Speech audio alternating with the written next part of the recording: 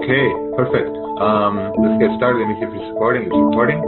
So it's a refresher, May 11th, 2019. We're basically going to go over, like how do you identify this phenomenon called breakout, right? It's basically how the candles move through areas, right? And that movement is basically called a breakout, right? And then certain things happen, when candles reach an area where candles have previously rejected from like important price levels. So those are rejection areas too, right? So we're gonna go over all of that. Can you please post in test chat? Let me see. Post it in test chat. That's why you are here, because it's posted in test chat. Is it?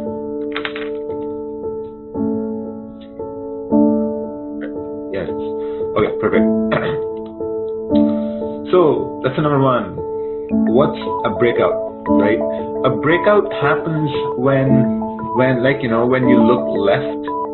When you look left, let's say you have a resistance area here, and you have a support area down over here, right? And then the candles are moving up, down, up, down, up, down, and then all of a sudden you have a candle that moves up, right?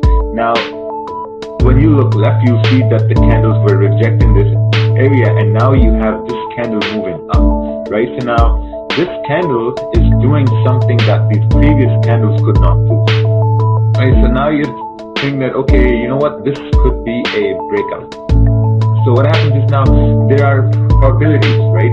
The probabilities are that there's a higher probability that if this is a 30-minute time frame, or let's say if this is a 1-hour time frame, right? The probability of this move to continue up is higher than the probability of it moving down, right? So for the sake of simplicity, what we're going to do is we're not going to include fakeouts here, because that just confuses a lot of people. So we're only going to focus on the trend, right? So in this case, the trend is up. So what happened was price came up, it reached into a consolidation area because it found the resistance, and then it found support, right? Reached the consolidation, broke out. So now when you're trading the trend, you're looking for these moves, right? You're looking for candles to do things that the previous candles could not do, right? So when you're looking at the charts, you're only looking at candles, and that's all what we see. So it's very, very important for you to know what candles are doing, how to study candles, how to tell, in a way, like how to tell a story of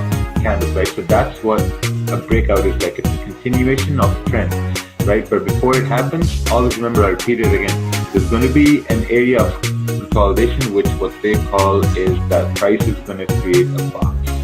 So this is your box, and then you have a candle that breaks out, and then what you expect the next candles to do? What do you expect? Will it continue? Now, there are two things are going to happen. Either the candles are going to continue moving up, or what they're going to do is that they'll try to form some sort of a support. And that support, like, you'll have to wait for that support. So after you have a break, the next candles will continue down, and they will create a support. What most people do is, it happens all the time. It used to happen to me too. Like, once you have a break, right? Well, now you don't want to miss out a move, so you take a buy right over here. What happens when you take a buy right above here? The candle starts to move down, and you're like, oh shit, I've become the way. So that's where you get the perfect entry for a sell, but in the opposite way, right? So you took a buy anticipating a move up, but then you have a move down. So what happens when you took a buy up over here? When you have a buy up here, you always got to think, right? Step number one is to think that, okay, if you're going to take a trade, where will your stop loss be? Makes sense? So if you're taking a buy here, where do you think your stop loss is going to be? It can't be down over here, because the important zone that broke was down over here. So we're going to go over a lot of examples here later on, but this is just for the sake of explanation. But a good trader will say, okay, you know what, I took a bad entry up over here, so maybe a stop loss down here would make sense. So now, think about it. You have a wide stop loss, man. Like, you have a really big stop, which is just below the breakout